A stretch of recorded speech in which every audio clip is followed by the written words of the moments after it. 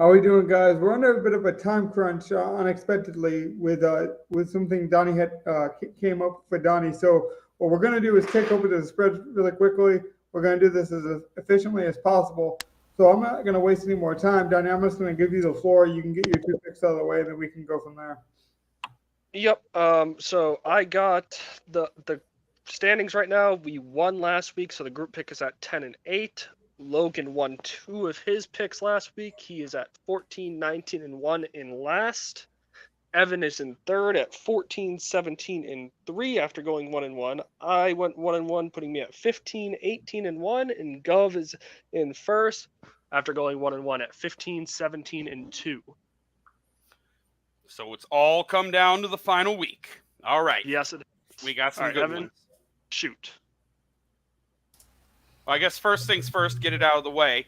We're taking the Chicago Bears +3 as our group pick. Bears plus 3 is the group pick. Yes. And I am going to take the Tampa Bay Buccaneers at -4 here. We are speed running this, right? Yep. All right, so that means, Donnie, you're next. Yeah, I'm just going to go Bills -2.5. I think they're going to win the division, get the 2 seed. I want the Saints. All right, Saints -3 for you. I am going to take the Raiders -3. Also a good one. And then I'll snake and take the Eagles -5. Okay, it's my pick, right? Yes. I will take the Jaguars plus or -4.5 against Tennessee. Evan, or Donnie, I mean. You said you're taking the Jags? Yeah, 4.5. Yeah. Give me the Browns +7. 7. And I will finish this off at the Detroit Lions at -3.5 over the Minnesota Vikings. That's a good one. I like that one. Mm-hmm. I do too. Despite that nice defense, I don't think the Lions are losing to them. And I appreciate your time, Donnie. I know you had a bit of a time crunch or emergency of sorts, I suppose. So we'll let you go if you want to get out of here with that, but I do appreciate it. Raiders and what for Gov? And what was your second one, Logan? I had the Raiders and the Eagles. And I had the Jags at -4.5. And Jags. All right. I don't have the numbers for some of them, but you can pull up the spreadsheet if you'd like and break that down a little bit more. Yeah, we can circle back into the games and then also give people a recap at the next show. All right. See you guys next time. Later, Donnie. Peace out, Donnie. And I should say we agreed off screen talking about technical difficulties and last minute adjustments. We did discuss off air a couple days ago. We are going to do one pick for the wild card weekend for the playoffs. So that will be the last spread picks. Is actually the wild card. We'll pick one. We'll get rid of the group pick. Essentially, this is the last week for that, and then we will pick one each for the wild card. So since we did a speed run of that, did you guys want to go back to any of our favorite games and just give an overview of like why we picked what we did, or some games and why we are interested in them, perhaps? And then we can go ahead and build lineups after that. Yeah, I kind of got started with the Lions versus Vikings game. Even with the Brian Flores-led defense by the Minnesota Vikings, I just don't think they're any match for the Detroit Lions. They're going to want the pride of making sure that the Vikings also don't make the playoffs if the Packers happen to win. I don't think the Vikings are in at this point as a wild card. I could be wrong. But No. They are not. So, yeah, they're going to want to make life difficult for them. And, I mean, the Lions already clinched the division. This is more of just a fuck you rivalry thing. So, You would think so, Evan, but apparently Dan Campbell is going contrarian compared to most playoff coaches. He wants to play. For one, he wants to what he calls keep the edge on his players. He believes that if you rest players, you basically mess with their rhythm and their consistency. Like he really does believe in a kind of keeping with the flow. Like he's talked a lot about that. Amon St. Brown, for some reason, I mean, I believe it because he does remember everyone who was drafted before and after him. He's like one of those weird like chip on the shoulder type guys. He really wants to send a fuck you to the league, and that's basically his words because he missed the Pro Bowl. To me, that doesn't matter, and I don't know. Maybe it's hyperbole and kind of chanting just to get the fans going. I don't know, but apparently he's really upset about that. I know they get some incentives and stuff. As a fan, I don't really care about the Pro Bowl, but apparently it just bothers Vince Brown.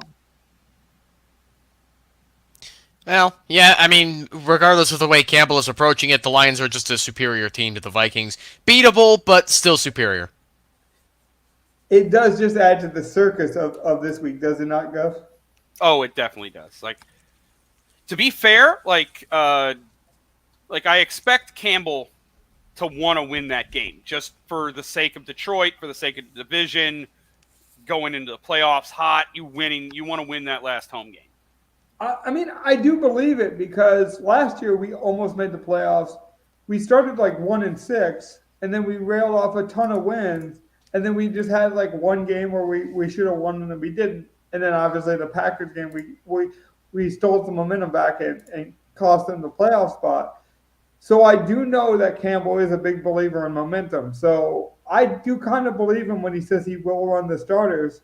I do think there is a chance, like late in that game, like fourth quarter, we might start pulling some of the guys. But I do think he is one of the rare coaches that would actually play starters. There are a lot of starters who are not playing this week, including a lot of Rams. Basically, the Rams and 49ers game, for example, is basically a preseason game. The Vikings are also on a horrible losing streak lately too. They lost 3 in a row. They were 1-4 in their last 5. I think this Viking team is just they're trying to get to the finish line, but they're gassed and everybody's passing them up. And yeah, I think they're going to finish 7-10. Here's a fun thing we can do before we get on to spread or before we get on the line of builds. What's the one game that you guys are looking forward to, and like the one sloppy game for some reason you guys care about? Maybe we can do that. I kind of want to see Chicago and Green Bay. I think that might be the one good game where both teams are going to play and try. I have to agree with you, Gov. I actually think that game goes highly overlooked in DFS too. Now, I also want, because of my bias, I want to see that Tampa Carolina game. I believe Carolina is going to come to play for no reason, and Tampa can win and get into the playoffs. So that's your sloppy game that I'm focusing on, is Tampa Carolina. Do you see the Panthers potentially beating the Bucks? I'm not crazy. Do you think I'm insane? Are you calling me a whack job? I will say a lot of people, there's a ton of incentives on Baker Mayfield, like basically to make the playoffs, for him to like put up yardage and things of that nature. Like there's a ton of incentives where it's like a stupid amount of money, and also obviously they make the playoffs. But he is like legit hurt, I believe. So if you told me that the Panthers gave them a game, I wouldn't be surprised. Now a win, I would be surprised. Yeah. But I mean, the Panthers team did beat the Texans earlier this year, so this is the kind of week for that. Evan, speaking of the week for that, what's the sloppy game that like you think could be interesting or entertaining, or just like even laughably entertaining, I suppose? I think it's going to be 2 games that are going to be sloppy and yet entertaining, and it's not Falcons Saints. I think that's going to at least. I think the Saints are at least going to give it to the Falcons just because of coaching differences. But I think the 2 sloppy games are going to be Jaguars Titans, and then Jets Patriots. I think that's going to be sloppy yet again. Yeah, I can see that. See, Titans Jags, like, here's the thing about that game. Jacksonville needs to win to stave off Houston and all them. So they're going to come to try. Mm-hmm. Tennessee's at home. You have, one, the fact that they've given Derrick Henry 20-plus touches in every single home game, treating it like this is his last season, not using him on the road, but heavily using him at home. I could see Henry having one last big game for Tennessee. They also have incentives for DeAndre Hopkins to get like another $1 million if he gets like 4 for 65 and a touchdown. Yeah, like $1 million, dude. It's like legit. Yeah, it's like $1 million. Like it's like $250 for the catches, another $500 for the touchdown, another $250 for the yards. So, like, it's entirely possible that Tennessee could come out hot because they want to get their guys, they want to send Henry off good and get Hopkins his money. Yeah. And if that's the case, that could actually be, like, I agree that's kind of could be a sloppy game, but that's also a game where I think both teams have stuff to try for, so they could both come out, like, trying, as we would say. Yep, I agree with all of those points. And the reason I say this is going to be a sloppy game is that if you look at both teams in the standings right now, their last 5 games for both Jaguars and Titans, they're 1-4. Oh, yeah. And Jacksonville's really good on the road. They're 5-2. And Tennessee's, well, they're okay at home, 4-4, but they're also worse on the road, which is not a problem for the Titans. And I think this is going to be a shitfest. Yeah. So I kind of like when like young players get a chance, but the game still matters. Like no one knows what's going to happen with Alvin Kamara because is he still hurt? Is it Jameson Williams? They got Miller that may add. So I like a game that's like both teams have kind of underperformed in terms of explosion or anything fun, but like the game matters. And I know the Saints and Falcons both have a chance at making the playoffs at different odds, of course, but I just think that could be a game that might actually score more than people think and actually be exciting because like both teams are desperate. Like it's almost like reality TV to me. Like when something is so trashy and you just know it's going to be trashy, but they're like a desperate kind of trashy, it can sometimes be the right kind of entertainment. And I think we might get that with the Saints and Falcons. I don't Yep. know. Yeah, I mean, I could see that potentially being it could go good or it could be sloppy because both teams suck. So that's up in the air as to whether or not that's going to be a good game. And then like I like it where coaches like when a coach has something to prove in the last week. So you look at games like Antonio Pierce, he knows that like he's done a very good job, but also like the Raiders could entice a bigger name, say Jim Harbaugh, or one of these like Bill Belichick, even like who knows if he's available. Like so, one of these big marquee names could steal it from him. So this is like his last chance to put his stamp on it, and like he obviously has the players, attention and motivations, like they're on his side. So like when you have a coach that's like has the locker room on his side, but also like highly motivated to send one last message, I think that could be a fun game. I forgot one more thing about that Jaguars-Titans game. Does anybody know for sure if Christian Kirk is going to play after being activated from IR? Not sure. He'll still need to be active for the game, but activating him off IR is a good sign. It's a good sign. And him being only 3K on DraftKings, that's actually a pretty good. Although I was doing research, I think they had to activate him off of IR so that he'd be available for the playoffs. Correct. They So did. there is still a chance he doesn't play. Correct. But at 3K, I think he is the most talented 3K receiver there is available. So if we did know that he was going to get the volume, I think he is a good DraftKings play. That's just a good transition because we are about to build some lineups here. I wish Donnie was here because I wanted to ask him about the Browns pick over the Bengals because I'm surprised that spread is actually at -7 for the Bengals when the Bengals have been ass all season. Yeah, and like Cleveland is resting all of their starters, but look at who they've been playing all year. It's not like they're playing like yes, resting Amari Cooper and Njoku is a big deal.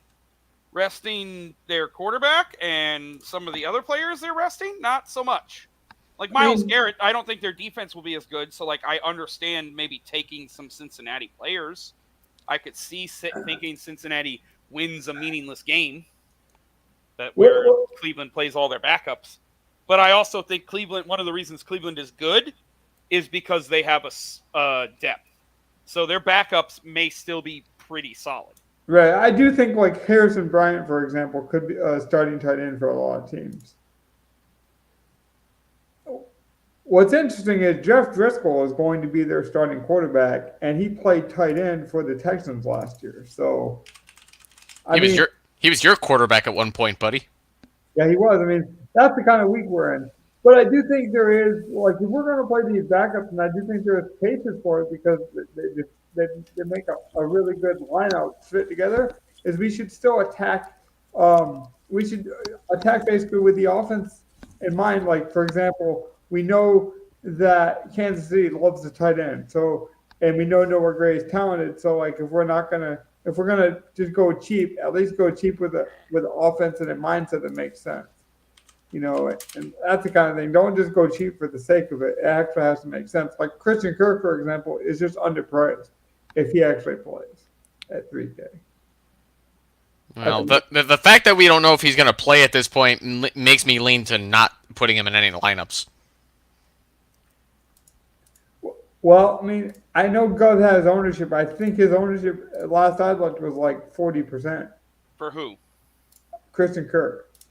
No one's that high, but he's above 30, yes. Is he? I knew he was high. Him, CeeDee Lamb, and Justin Jefferson are all like at the highest right now. Because there's all this other value with the players that are ruled out and teams playing backups.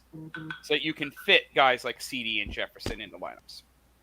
So, like, did we want to take the idea of last week and, like, try to find, like, a low-owned stack and then just build some chalkiness around it? Yeah, yes, sir. See what we can do with that. Donnie also sent me his 3 favorite plays on the road. He said we can use them if we want. All right. Well, if we want to go by those standards, I would say these top 5 quarterbacks that are all above 8%. 2 of them are at like 15%. We fade them and pick one of the other ones. Yep. Okay. So we're not going to play Dak, Nick Mullins, Geno, Jalen Hurts, or Justin Fields. Okay. And they're high owned, right? Those are the 5 highest owned quarterbacks. We're going to fade them and stack a game that doesn't include those guys. So, Gov, could I also then say, if we're going to do that, and those are the highest guys, should we then play maybe a defense? No, I don't think we need to leverage against them. Okay. Like, I just think we need to find a good spot that's not those guys. I'll say it, like, my first thoughts would be Jordan Love or... Are you able to sort by lowest owned? Yeah, I have it in order of ownership. So, like, going down after Fields. Got it. I'll just start going down after Fields. It goes Murray, so Kyler, Tyrod, Browning, Jordan Love, Derek Carr, Trevor Lawrence, and after that, you're talking about all the backups. Stick, Wentz, Darnold, Driscoll, Stidham. Like, now you're talking about all the backups are the next place down. And then anything below that you can think of is less than 1%. So I guess the guy who's less than 1%, who technically the starters that are less than 1% that should be wanting to play the whole game. Goff, Bryce Young, and Baker Mayfield. Baker was Donnie's favorite quarterback, he said this week. Yeah, same. I would not mind stacking Tampa. I was going to say my favorite would have been Jordan Love because he has the incentive and the playoff motivation, but I'm okay with Baker as well. See, same thing. Tampa needs to win to get in. Yeah. They care about, because if they lose, then the winner of New Orleans Atlanta will be the division champion. Yeah, I was just going to say both of them, Love and Baker. So, like, for the people watching, you could go with either one of these guys. They both have high incentives for playing. Like, we're talking millions of dollars. Right. But I know Jordan Love and I think Baker, just for making the playoffs, get a huge incentive. And then they have actual on-field. So which one do we want to do? So are we going Baker then? Because I always love the Baker to Mike Evans stack. That, to me, is money for most of the matchups. Yeah, I can deal with that. I would say Love has cheaper stacking partners, but Baker is cheaper, I think, than Love. See, the problem with wanting to do a Jordan Love stack is that we don't know who's going to benefit. Well, 'Cause- is Watson back this week? I forgot. He's going to try to play, from what I heard. I'll look it up now. Yeah, to see but it is the last week of the season. So, like, that's the thing. Like, if he's back, then yeah, it's muddied. But, like, if he's not back, then, like, they basically only use Jaden Reed and Tucker Kraft. Yeah, he's still questionable. Like they basically said, like legit questionable. with And then a him. little bit to Dobbs. So, like, I wouldn't mind Jordan Love, but I also agree. Like, Baker's going to throw it to basically Evans, Godwin, and Rashad White. Yep. So, like, I would be fine going with the full game stack and getting White and Evans. And Godwin is a distant second in the pecking wide receiver order in Tampa now. Yeah, I mean, he still gets red zone targets. He still does get target. Like, he's the clear number 2. But yes, the difference between 2 and 1 is kind of it's as stark as it is on most teams. I actually kind of like that because Carolina does give up a ton of rushing production to White. I think White's still the guy, although last week he didn't perform that well. So if people are box score watching, they're going to see that 42, the 42 yards, and they're going to get scared off. I'm actually not scared by it because he still almost saw 4 yards a carry. Now they have to win this game against a very poor run defense.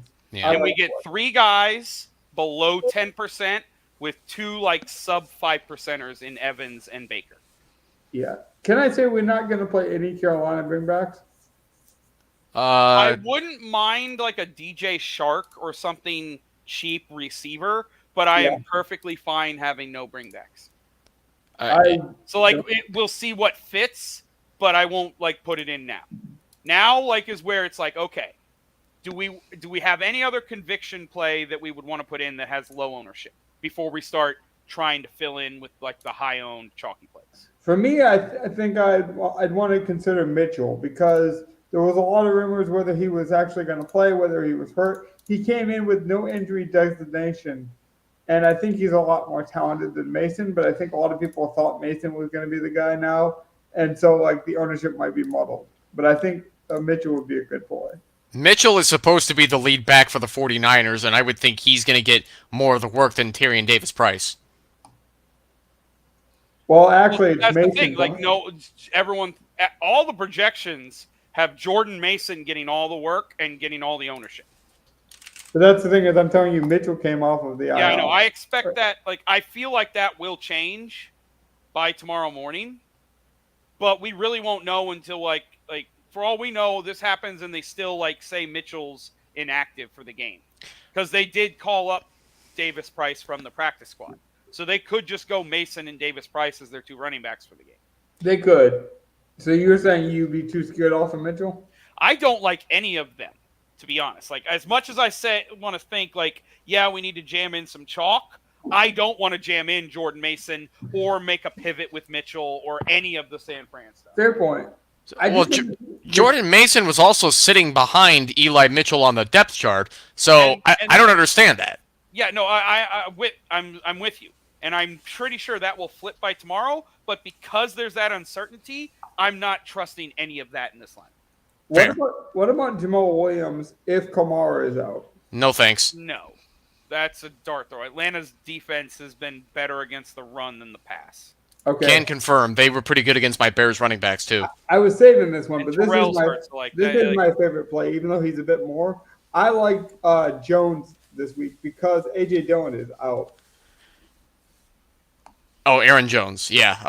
If you want a low-owned, like, are we thinking about a low-owned guy? I'm just saying, overall, I think this is my favorite running back. Taylor just scored. Did he?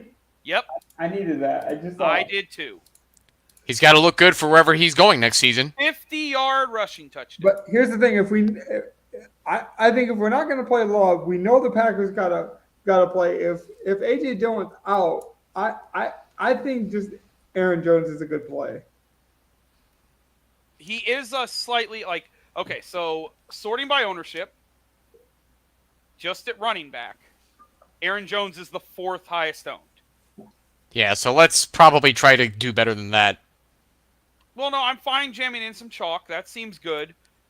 I wouldn't mind jamming in with Rashad White. the two chalky running back. I also feel like this week, because of all the backups and everything, I think I want the consistency of 3 running backs in our That's where lineup. I was at too. I'm not sure I want to take the shot on like a dart throw 4th wide receiver. Yeah, because Aaron Jones probably won't do as well on the ground, but where he's going to get his points is just catches from Jordan Love checkdowns. Well, he's Right. gonna get tons of volume. So like I'm fine Aaron Jones, but then I think we also go with the other one of the other 2 chalky running backs. he is my favorite. So let's just. So let's So- put in Aaron Jones, and then we got a surprise Royal Rumble entry. It looks like Donnie might have come back. Hello, shall hello. are you in? Are you here? I'm Are you here. alive? See, senor.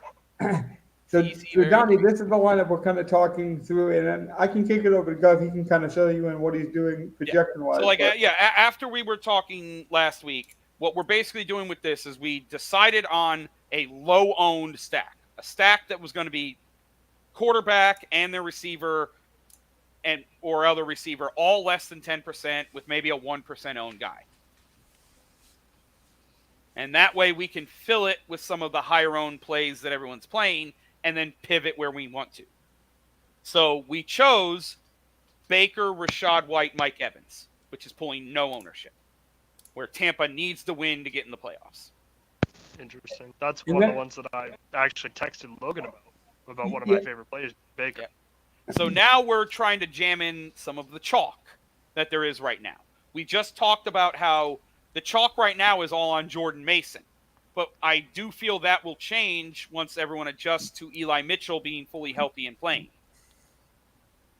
Correct. Everyone expects it to be just Jordan Mason and Tyrion Davis-Price that they called up from the practice squad.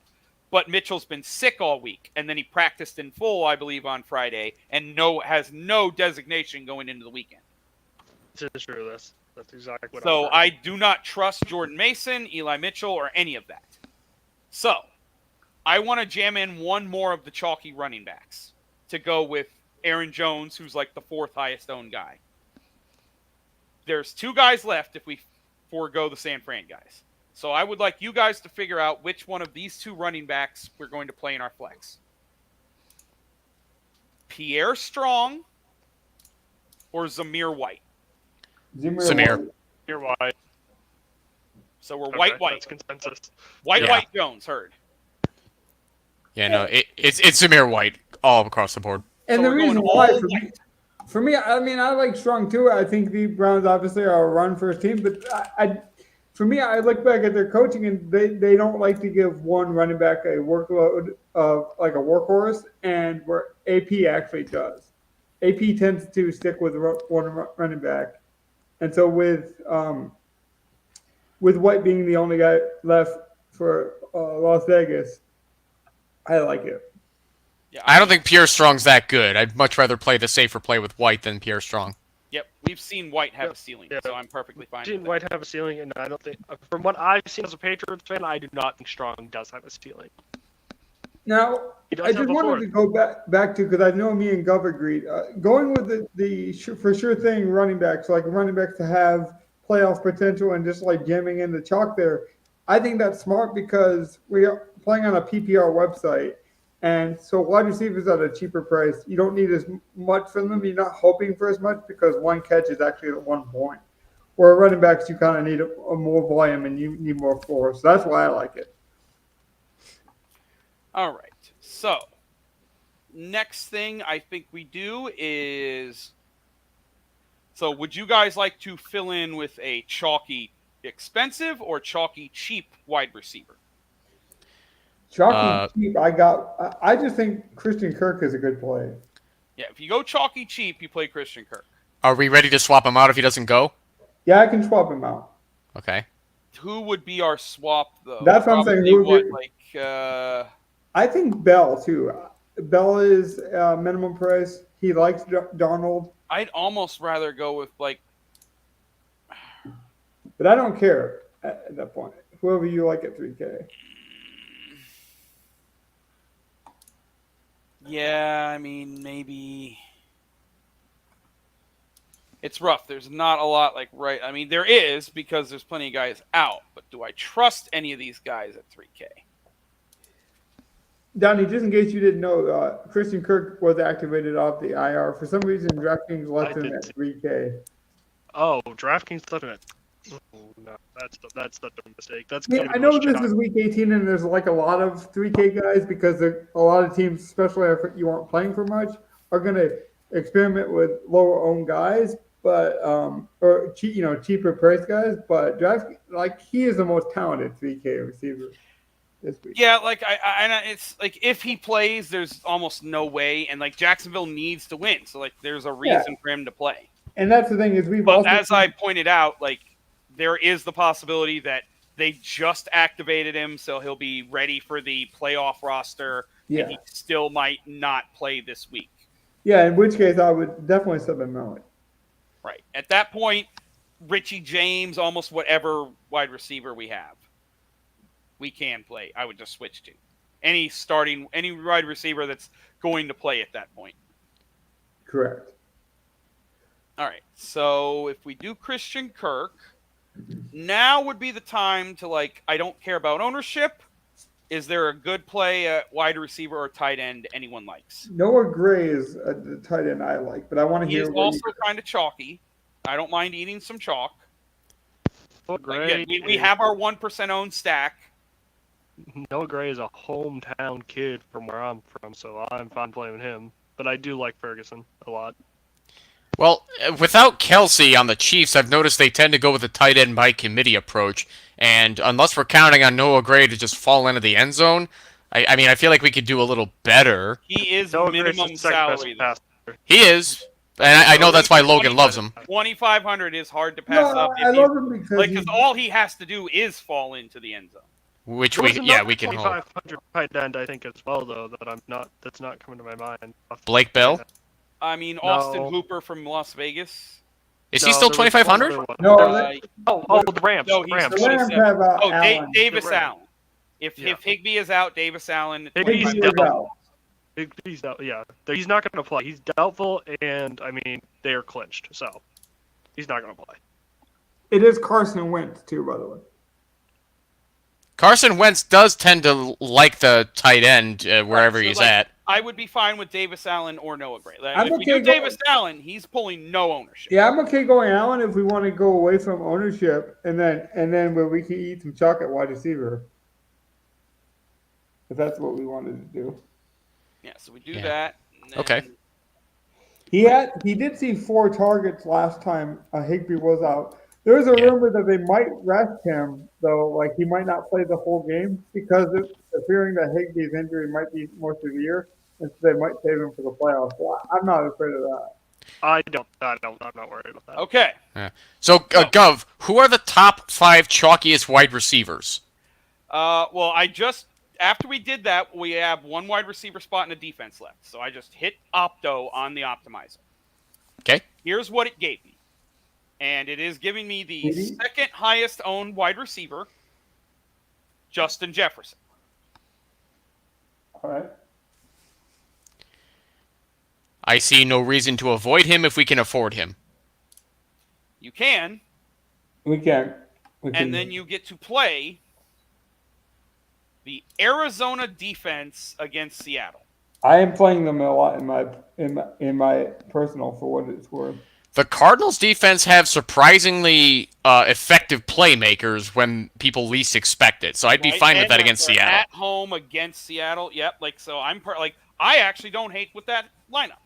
Yep, agreed. That is a very solid single entry. If the Baker stack hits, we're blocking all of the chalk that can hit on this day. Donnie, you can't. And we're still taking a shot with an Allen late slate.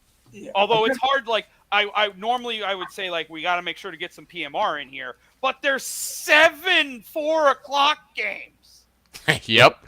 Everything's PMR except the damn Tampa stack. Man, that's the kind of. Actually, to be fair, we only have Allen and Zamir White as our PMR. Yeah. Oh no, Green Bay's in the second half too. So we have Aaron Jones, Dennis Allen, Zamir White. That's our PMR. But that's 3 guys. I like having 3 guys going late. For the Especially with record, 7 I would games. not normally like Aaron Jones, but without Dylan, I just think that's a good play. Now, Donnie, you came in mid lineup. So what do you like about this lineup? Do you think that we messed up at any point? Like, just give the people your thoughts because we didn't know we were going to have you tonight. I like most of the lineup, honestly. I mean, I'd love to hear the reasoning on Aaron Jones, but other than that, It's just no Dylan. They gotta play. I think a lot of that's people are okay. going to Yeah, play. I completely forgot he was out. So Yeah. Like I said, if there was a split, I would be more against it. But I'm trying to play the for sure things at running back. And I just think Jones, highly motivated. He's got to be the workhorse. I like this. Did you guys want to build another lineup, or do you want to keep this high and tight tonight and more efficient? let's build another one. I'm fine to build one more. But like this is week 18. I'm taking a low end approach this week. I'm not playing as much. So like it's the end of the season. Mm-hmm. I've already hit what I feel like. I haven't had a great season, but I really have nothing else to play for till the playoffs. So I'm ready to take a week off, like a lot of these teams. Yeah. I'll go 100% through the motions and I will play because I like the achievements and I want to get all that stuff. Okay, so what pillar do we want to go with this one? I just have a question. We have 100% confirmed that Noah Gray is starting next week or this week. It's Travis Kelce before they decide to pull him up mid-game for Noah Gray. So here's the thing: Travis Kelce needs 12 yards to get to 1,000. So they are basically going to probably run a play for him in the first quarter and then get him out of the game. Yeah, I don't know if we know that for sure. It could be a half. No. They're not even playing Rice or. Yeah, they're Mahomes sitting the is not entire. Like playing. Mahomes isn't playing. Like Kelsey's only going to play to get to 1,000 yards, and he needs 16 yards. Yeah, like Is Detroit playing their guys this week? Detroit is. Campbell basically is like one of the only playoff coaches to basically say he believes in momentum and keeping with a flow. He really doesn't want to rest his starters. Yeah. Sounds like Danny Campbell. Yeah.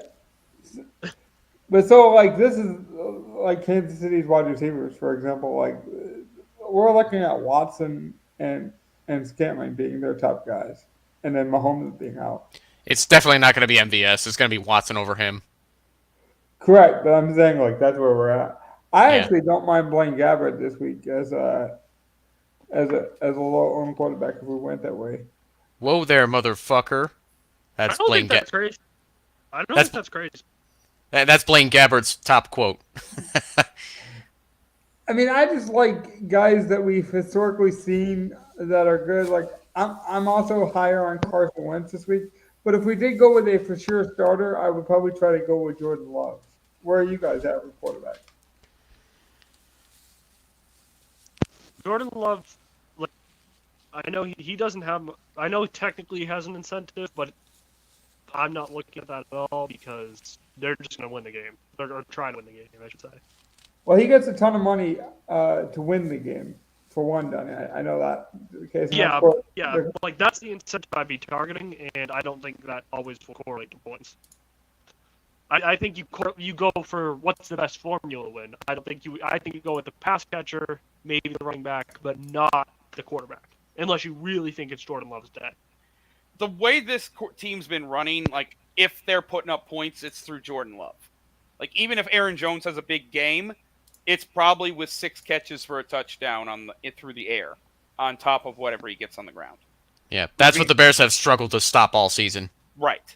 So like, Jordan Love is one of the quarterbacks on my list, unless I'm just taking a straight dart throw punt with like a Baker or Bryce Young. Now, if you want, we could try the other thing we did, because like I was pointing out, the other low owned quarterbacks, other than like Baker and Bryce Young, that stand out are like Jared Goff. I like Sam Darnold too because I just think the 49ers offense runs a certain way. See, and I don't like any of the backups. I don't like Wentz, No, Darnold, Stidham, none of them. Fair. Like if I were going to take a backup, I'd take someone more like O'Connell, who's not even a backup. He's the end of the year starter. Right, the end of the year. That's a good way to put it. And against Denver's defense, where their only talent is just through what's his face at cornerback, Bane. Yeah, Patrick Surtain. I'd be fine with starting O'Connell. I think I'd rather start him over a backup that hasn't been taking enough reps all season. Yeah, So, I'd be fine with that. Donnie, you've been quiet. Where you kind of leaning at quarterback here? See, I have only really looked at the quarterbacks with something to play for. Yeah. That's why I was looking at like the Tampa Bay Carolina game, the Chicago Green Bay game, because Green Bay has something to play for. We know Detroit's going to try to win. That's why I was thinking Goff and them. Right. Yeah. So I think Goff would be interesting.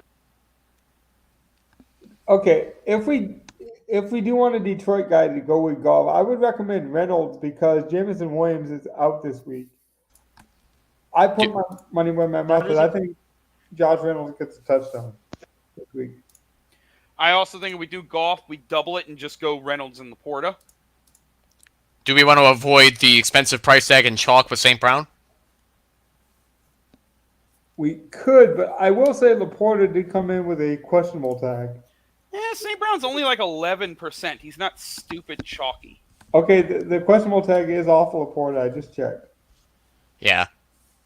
I don't know. I feel like this is going to be a game where we're better off playing St. Brown for some reason. We can see what it looks like. We could go Goff, St. Brown. Let's just do the premium. Goff, St. Brown, Laporta. All right, let's do it. Okay, that works. Like, it's low owned. The highest owned guy, it's just like with the Baker Oh, sack. The I was highest afraid- owned guy is like at 10%. To tell you the truth, I was afraid of it because I thought the Sam Laporta came in with a questionable tag. He might come in lower owned because of that. Because even a guy like me that's pretty plugged into the Lions, obviously, as you guys know, I thought Laporta was more banged up than that. But apparently he's off the injury report now. So if we go with that, We get low ownership all around. Okay. So now we have another low owned stack. So again, what piece of chalk do we want to jam in first? Is it the Christian Kirk chalk? Is it one of the running back chalks? what about Kenneth Walker? His carries have went up again. They need to win this game. I just don't like the way Seattle's been running the football this year. Walker and Charbonnet have not been great. They haven't. Wow, my brain just did a fart. I legit was like, why are you talking about Seattle? And then I'm like, oh, Walker, not Gainwell. Fuck me. I honestly, if you ask me who the best running back on the slate is, I know it's kind of, it just seems like we're just nitpicking back to our first lineup, but White just seems like a smash given he's playing Carolina. Yeah, Rashad White. Both Whites are a smash playing Carolina and Denver. Yeah. Like, I don't mind having both of them. And personally, I think I'd rather play Connor on the other side than Ken Walker. I'm okay playing Connor. I thought you guys would have more pushback against it. Well, Rashad White's a little expensive, and we did put in St. Brown and Laporta, so I think we should go cheaper than Rashad White. Okay, so Connor at 61. Anyone got a problem with that? No, I'm okay with that. I do think we'll be able to afford White, but I guess we'll see. We will see. Yeah, so Connor and then Zamir White, they're a $100 difference. Oh, we want to play Zamir White? That's fine with me. Yeah, because that way we can save a little money from not playing Rashad. I mean, we could always play Pierre Strong.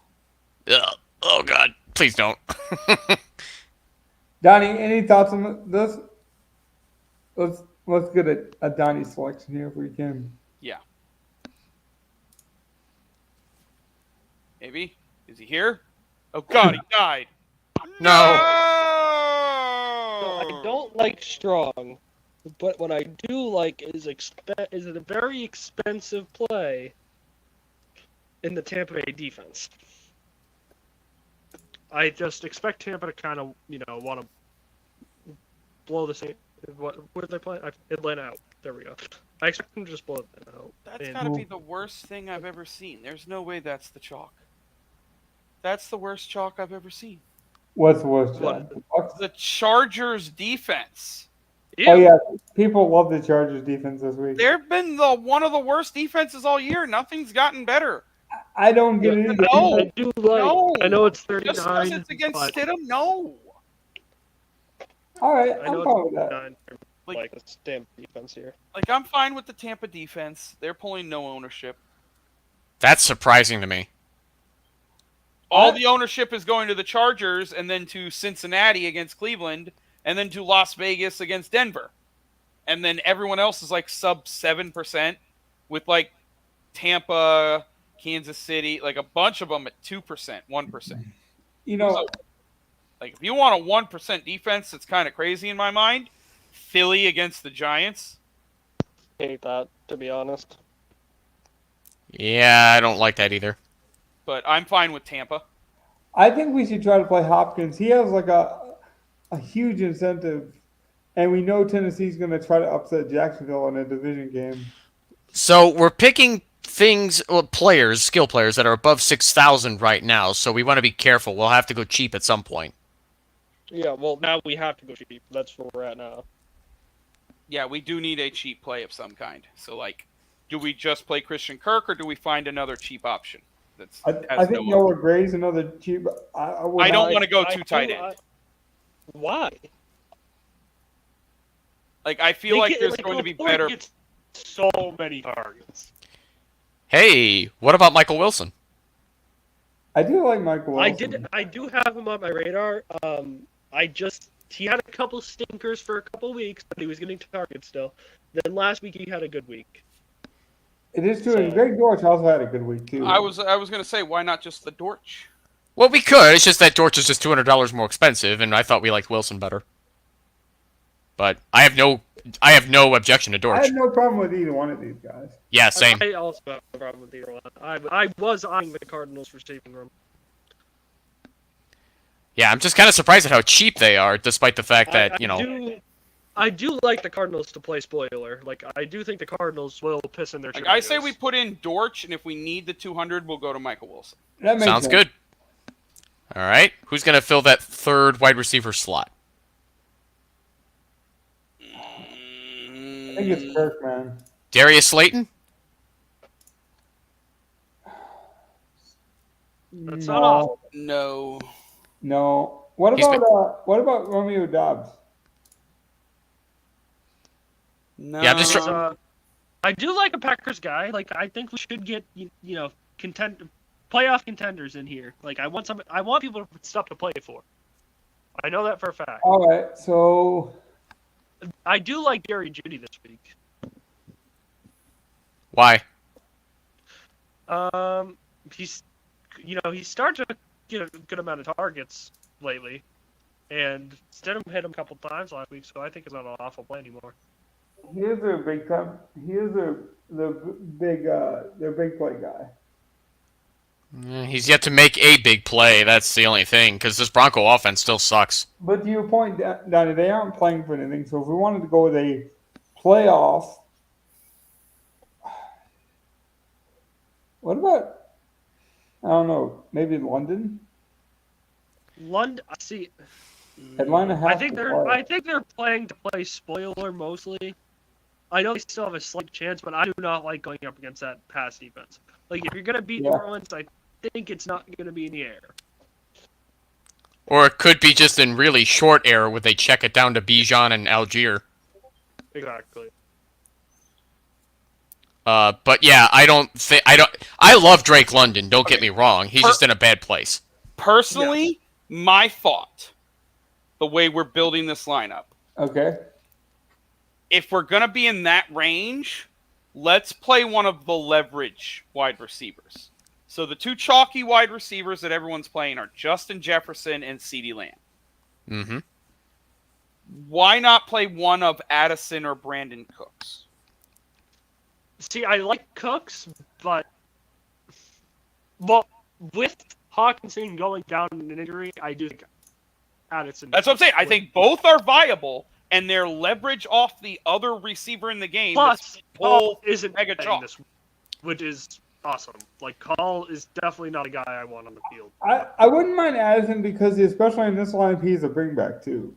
I don't like it. I'd rather have Brandon Cooks. I think I'd rather have Cooks myself. Cooks? Yeah, let's go Cooks over Addison. This gives us a mid-price tight end. Yeah, it does, but that's fine. Exactly. I like playing one of the min-price titans. Can we go with Noah Gray now? I think I'd almost rather go like Austin Hooper. I agree. Same. See, Austin Hooper would be my low end of all of them. I know. Now we got a tie because I don't. I'd much personally play either Rams or Noah Gray. I know. Dennis Allen is also good, but since we had him in the other lineup, I'd like to get a little different exposure. The problem is now we're tied though because you want to play Hooper. I'm biased to Noah Gray. This is the 1 week I get to play him. I just think he's better. I think he's a very talented pass catcher. But how are we gonna break this tie now? I know how I would break it, but I guess I'll let you guys make the full decision about that. What I would break it is who's averaging more points. Now, how would you break it go? I would say, what game are we betting on? And let's just full on stack that. Plus, it gets off a lot. Not that we need to, but if the chalky defense is the Chargers and Noah Gray has himself a game and the Chiefs actually score That's points, true. That's true. It's weird because the Chargers are the chalk defense, and Noah Gray is the second highest owned tight end behind Trey McBride. That's so weird. So, do we want the chalk here? It kills some chalk, but then you're eating a lot of chalk. Like but we're not real. Like we don't have a lot of chalk. Like Zamir White will be a little chalky, and that's about it. This is a very low owned lineup, honestly. Like we have Zamir White chalk, but no one else was really pulling anything. We're even getting leverage off a high chalk guy with Cooks. So I can eat Noah Gray if that's what we're gonna do. Does anybody know how good Denver has been against tight ends this year? Garbage. That's why I want to play Hooper, because we already have Zamir White in there. Again, that's my thought. It's like we're already betting on Vegas having a good game against Denver. Let's do it all the way. Yeah. Well, if Zamir White has a good game, we have seen him just completely abandon the paths. That's true. And that's true. And But final home game thing. of the year, maybe they try to do some stuff as a team that's like being run by prisoners are running the asylum. Okay, let's just say it. They're coaching for their jobs. Right. Yeah. Pierce wants to keep a job next year. And Meyer, their rookie, is out, so And Donnie, just to be clear, I don't hate the Noah Gray play because I know how talented he is behind Kelsey, but when you have an offense that's managed by Matt Nagy, I don't want to touch any Chiefs talent. That's the thing. that's like They don't have any talent left in the field. I personally would rather play Hooper, but if we Noah can't Gray make a would be the decision, most then talented Noah pass Gray is the catcher guy. on the field. Yeah, Noah We Gray can is the only most talented pass catcher No. on the field. He's no. Who else would it be? Darius Toney? He's out. Justin Watson. I was about to Is say, Justin Watson going to play? every wide receiver, including Richie James, is more talented than Noah Gray. No. As a No. receiver, they are As a more receiver. talented than Noah Gray. Noah Gray is You're a solid tight end, but Noah Gray has hands of stone. Or else he would already have taken over Travis Man, Kelce's this is spot why I wish as we a were a younger bigger tight end. podcast. Because if we were a bigger podcast, we'd just leave it to the audience to decide. I'm sorry, but Noah Gray is just a okay Travis backup. Kelce's the best tight end in the league. And Travis Kelce's been a very, very good tight end in the But he's league. no longer This the year, best he's one. been kind of not so good Yeah, he's outside been- of a few spots. And again, I'm not Noah Gray is a He's also the only guy you need but guard. an okay backup tight end is not as good as most of the receiving talent in the league. Okay. An okay backup tight end, and let's not forget they're playing a veteran quarterback who probably doesn't have the arm anymore. Okay, let's I see, want if to we, lead tight end. let's see if we can do this. We have 3 people watching. This is the first time we've had this many concurrent viewers. We're not going to ask the audience. No, not with 3 people. No. Yeah, no. Just stop that right there, Logan. We need to figure this out. Although, if they are listening, speak now or forever hold your peace. This is your one shot. Yeah, that's true. But I just don't trust Noah Gray with them coming out with Kelsey and then knowing that they will probably rotate Gray and Bell. To to me, it comes down to this. It comes down to who I think is more likely to put up more explosion plays, and I do not think that the tight end is factored in to a run first Raiders offense. That's my problem. I feel like we are we're depending too much on Kansas City's past reputation with explosive plays. Noah Gray ain't it for that, and neither are anybody else in this Chiefs offense because it's Matt Nagy. It's so I'm gonna play Hooper, who has how many targets a game since since Mayer's out? Yeah, but he's been behind Meyer. I was about to say, so with Meyer in, he was averaging 2 to 3. Meyer missed just literally the last game. He's missed a couple of games this year. It feels like it. Recently, Meyer played he got hurt in week 16. So he didn't play last week in week 17. In that week and in week 16, Hooper got 3 targets apiece. Last week, he went 3 for 3 for 28 yards. I think as a minimum salary tight end, he's viable in this great matchup. But I also would say I don't think he's that much different than Dennis Allen or Noah Gray or Tommy Tremble even as a minimum salary tight end. I'm just looking for a dude with a little bit of volume that falls into the end zone. And to be fair, Hooper could get more volume than any of them. I don't trust Noah Gray to come in and just get Kelsey targets. Neither do I, but I expect him to get 5 or 6. I don't. I don't either. I think that's a stretch. I honestly do. I think they run the ball more with Blaine Gabbert. I think he throws it to the short wide receivers. Like I don't think he's chucking it downfield to MVS. But I do think Watson and Justin Ross and that could get some easy targets. Now, Gov, I don't think Noah Gray immediately takes all of the tight end targets where he could get 6 or 7. He'll probably split with Bell, and then they both get 3. This is going to be a play-action offense. With a veteran quarterback, lots of rollouts. Blaine Gabbert was not a play-action quarterback. This is going to be a run first and then drop into shotgun when you need to. Gabbert is probably going to have to take off multiple times in the game like he did in Jacksonville many moons ago. I expect quarterback draws with Gabbert, like all of that. Yeah. That's Gabbert. We literally spoke on this tight end decision longer than it took us to build this whole entire lineup. So we do have a tiebreaker, though. If we did turn to the audience. Hustle goes with Hooper. Hustle wants us to go with who? Thank you, Hustle. Wrong. I'm going to say that's close enough to a decision just so we can move on. Yeah. And have a better time and a better discussion. By the way, talk about people going off, and maybe it's going to be Hooper, and I hope it is, since this discussion went as long as it did. But I just remembered what I could have done. Hold on. Let me lock Brandon Cooks real quick. Okay. And you're gonna. Well, actually, I already know. The optimizer is going to give you Noah Gray. Yeah, but that's because he's one of the highest owned guys.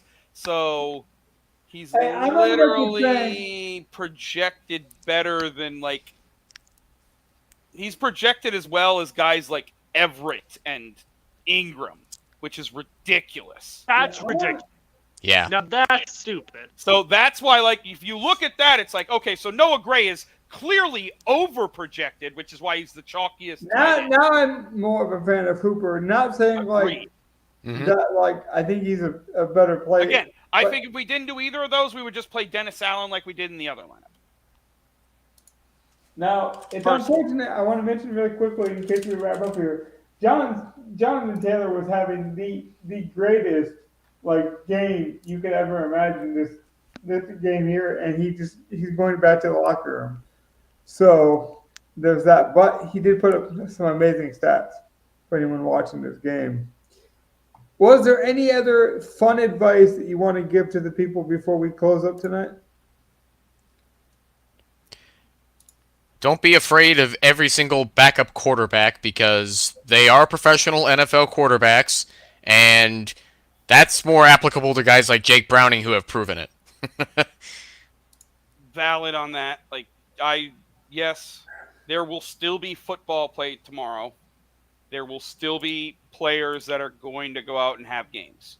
Well, that's what I was Blaine gonna- Gabbert will be fine Even in the tomorrow. games where no one has nothing to play for, there's still going to be a football game played. Carson Wentz will be turnover prone Carson Wentz tomorrow. Well, Oh God, you're gonna make me puke.